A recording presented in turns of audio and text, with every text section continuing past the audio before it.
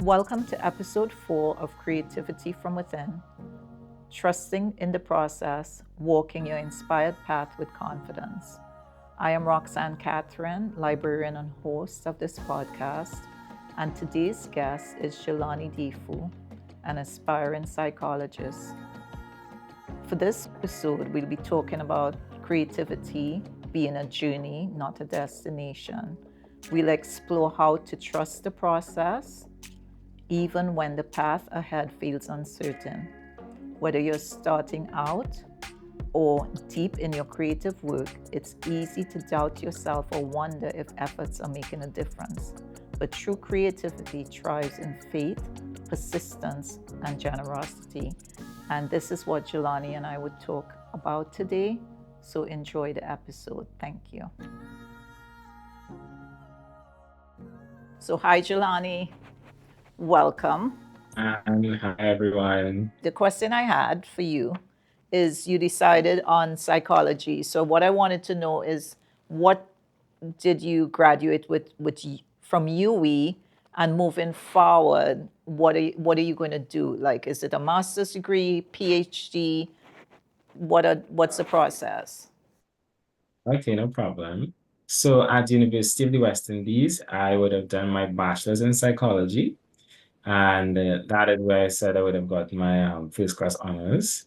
And now, because the university doesn't offer a master's program, and what I'm looking to do or hoping to do, which is a master's in clinical psychology, I had to look at other places and, well, other countries to do that. I actually started looking at Europe because of the price, and it's affordable. Unfortunately, I didn't get through there. So I would have applied to the US, and I would have gotten into a school called Chestnut Hill College, where I hope to start, and I will be starting in August of this year. Oh, congratulations. That's amazing. That's really good. And for, this podcast is all about inspiring others, and you're young and you've accomplished quite a lot in this short span of time. So you should be proud of yourself. And I know that everybody that knows you would be proud of you as well. And what would you say as a young person? How do you overcome fear and trust every step forward? Trust that it's going to lead you to exactly where you want to be. Whew. This phase and these past few months, this whole process of applying and really having to see where things are going to fall into place has been very, very challenging, very, very uncertain, very scary. Right. But I'm a firm believer, and I think I have a very strong faith background because of my family and how I've grown up. And when I felt that all else fails, and when I see no light at the end of the tunnel, only person I could turn to was God. And that has been my source and my comfort, even in the moments where you're still not even seeing what's coming next or what's clear. He doesn't always put it out in a nice platter on a red carpet, but sometimes takes you just to the ends to test and to really allow you to have that same trust as you mentioned. And that is what has gotten me through. Um, there have been days I've broken down, days I've cried. Um, Rejection is not easy, and having applied and applied, and many young people know when it comes to having to apply to universities, it's a waiting game, and it can be very impatient. You're wondering if there's anything different you could have done within yourself, if I could have done any better in my exams, or had a higher GPA, but nothing before his time. And I know that this school that I got accepted into is right where he wanted me to be. It took over a year. That's how long it actually took, over a year to kind of solidify my place. Um, but I think nothing comes before its time, and good things come to those who wait. Good. That's really nice. What I say to everybody is that faith, it's good to have faith, but the Bible says faith without works is dead. And I think one of my biggest pet peeves with everybody that says that they have faith is when they just have the faith, but they don't take the action. And what people have to understand is faith goes hand in hand with action. And I believe that action activates faith, right? You could have faith, and that's what I'm saying. You're doing it right. You know that there are struggles, you cry, you laugh, you celebrate, but at the end of the day, you keep going. And I think that's an important lesson for a lot of young people like you watching or listening, that you could have all the faith in the world, but unless you act, unless you put in the application, right? Get the rejection, put in another one, get another, nothing's going to happen. And then the other topic I want to talk about is the power of giving. We all want what we want in life, but why do you think sharing your gifts, right, your God given talent and gifts, is important, not just to you, but to uplifting others? Yeah, I think it's a very humbling thing. It's a very, very humbling thing when you really have to rely on unknown and rely on a big question mark of what's next. I think in my own life, there have been many people who've indicated that, Jelani, there's something special, there's something great there. And I guess in God's own wisdom, we're almost kind of um restricted from seeing what others are seeing to kind of withstand any pride and to not become inflated in our ego. But I do believe that there's something there. I may not always see it. I may question what people may see, but people see something. And after I graduated at the University of the West Indies, I wrote on my social media that, and I told everybody, I said, thank you for believing in me, but it's time I start believing in myself. And it's something I've tried to hold on to and remind. And in the moments where I feel like, what am I offering? What am I really bringing to the table? And what I do know is that I've just been me. I've tried to be an open person. I've tried to be a listener. Most people will tell you I put others before myself. It's very rare that I would say, like I'm doing this for me and I'm first.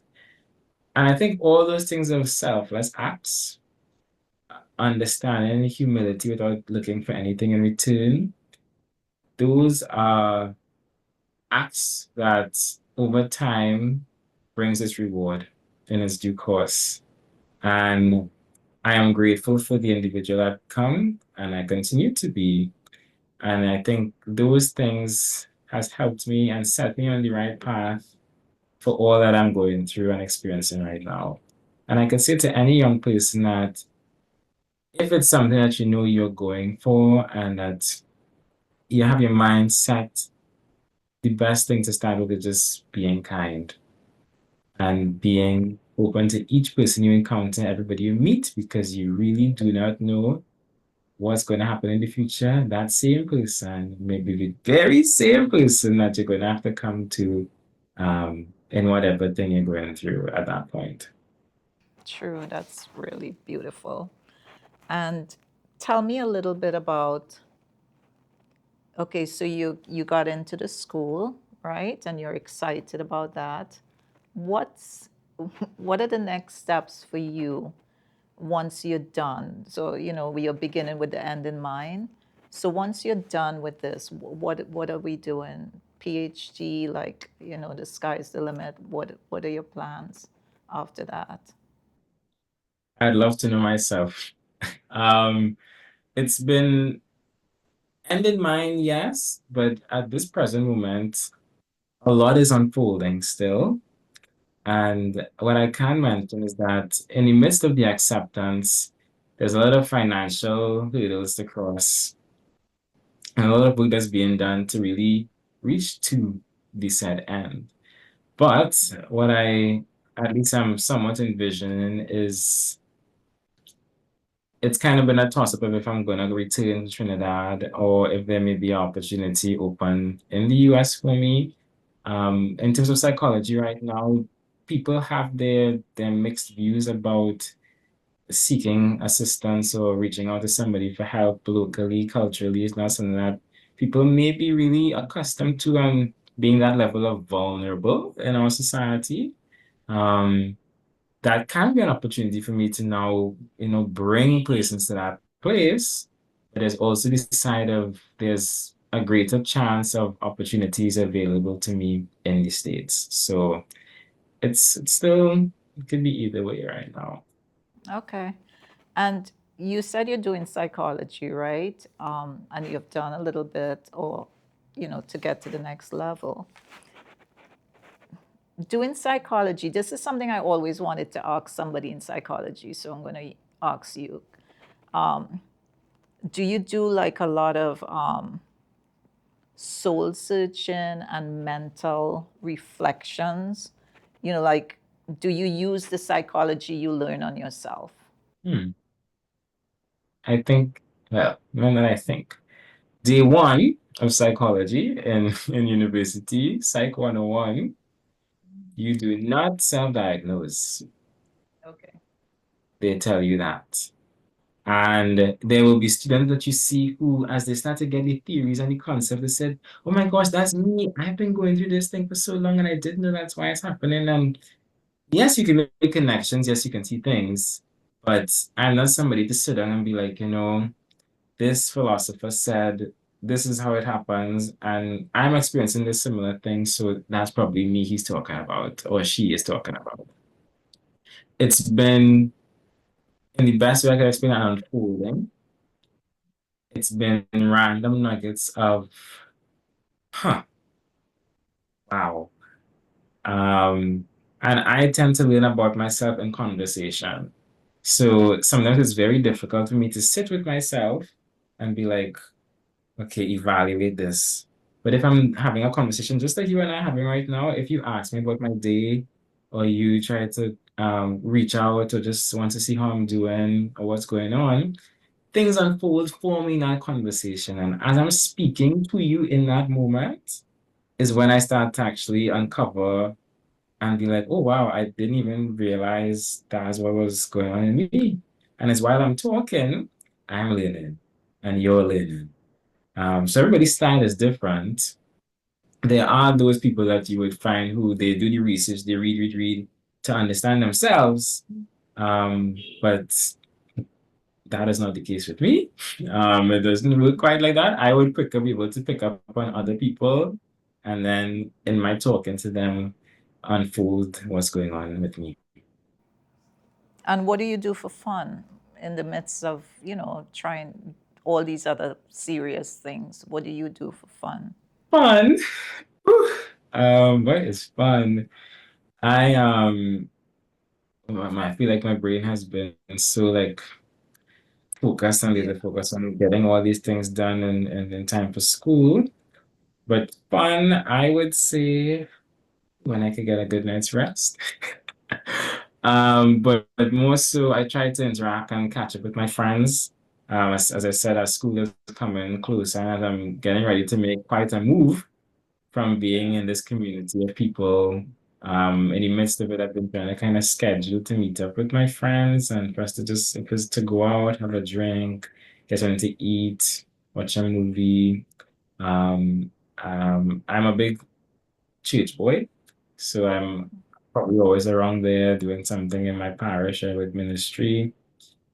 Just being amongst people. That's kind of just that brings me the most comfort and joy. There's no one specific thing that I'm presently looking to do to kind of keep myself happy. But I think once I'm in community, Okay, that's great. And how do you, Jelani, embrace your creative side? Now, to me, I tell a lot of people that the podcast name Creativity from Within, a lot of people think when you say creativity, you mean painting and drawing, and that's not what creativity means. Creativity means, I guess I look at it as problem solving, whether it be something small in your life or something big or just an idea that you want to explore and you're like, oh my gosh, that's a good idea. You know, how do you embrace moments like that in your life? I I guess in some ways I probably try to pride myself in being somebody who goes against the grain. Okay. Or I try to avoid any sort of herd mentality or operating in a space where we're just doing this because, or Right. this is the trending thing, so let's do that. Or I really try to go against, not in a sense just to oppose, but I feel like that's the best way for my brain to really operate better and for me to grow and to not have my capacity be lazy.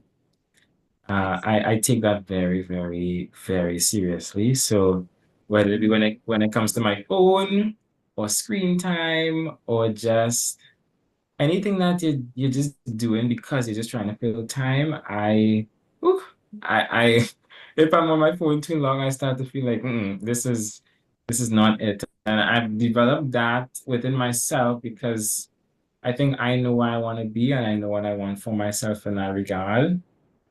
And I just really try to, I think it's important as any individual to have a level of self-mastery.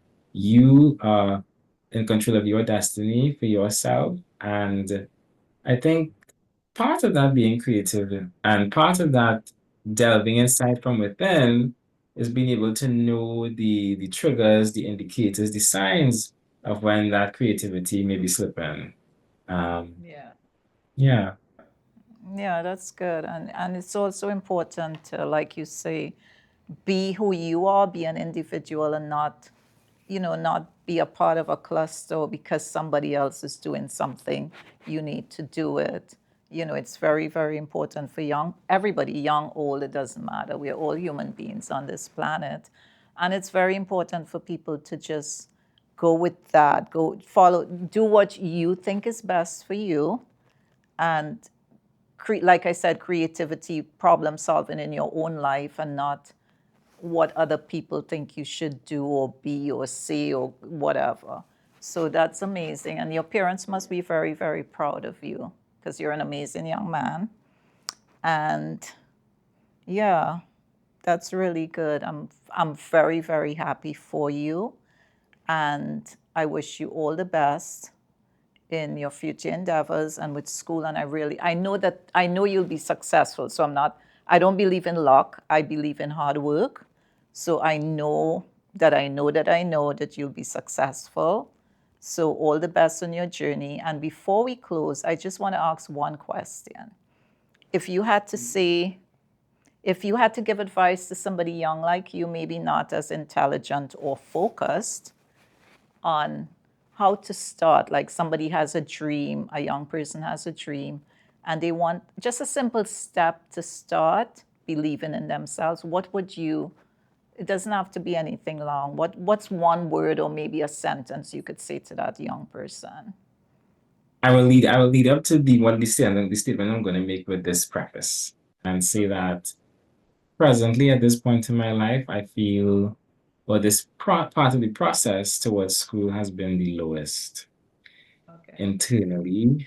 I feel like I'm at the depths of my being and relying on God's providence. And as you said, faith and works, and the works can get exhausting. And your energy is waning, and all you could do is rely on Him. But what I know I've had to do in the midst of my feelings, in the midst of my energy not always being there, I've had to still show up. And because people remind me we're doing this for you, this is for you. And how is it going to be if I come across and be like, well, I'm just not feeling it today. Like, thank you so much, but I'm gone. And I wrote this down last night and I told a friend of mine we were on the phone. And I told him, I said, let people believe that you believe it is going to work. Because people will only believe in the message if you believe it's going to work. And you have your own questions inside, your own wondering about, like, I'm telling people this, but do I really feel this? But that's what I call expectant faith. Let people believe that you believe it is going to work. Wow, that's a wonderful way to close. So, thank you so much for your time and your effort. And like I said, I'm not going to wish you luck because I don't believe in luck, but I wish you all the best, knowing that you'll be a success in whatever you do ahead. So, thank you for your time. Thank you so much, Roxanne. It's been a pleasure to be on Creativity from Within. Thank you. Thank you.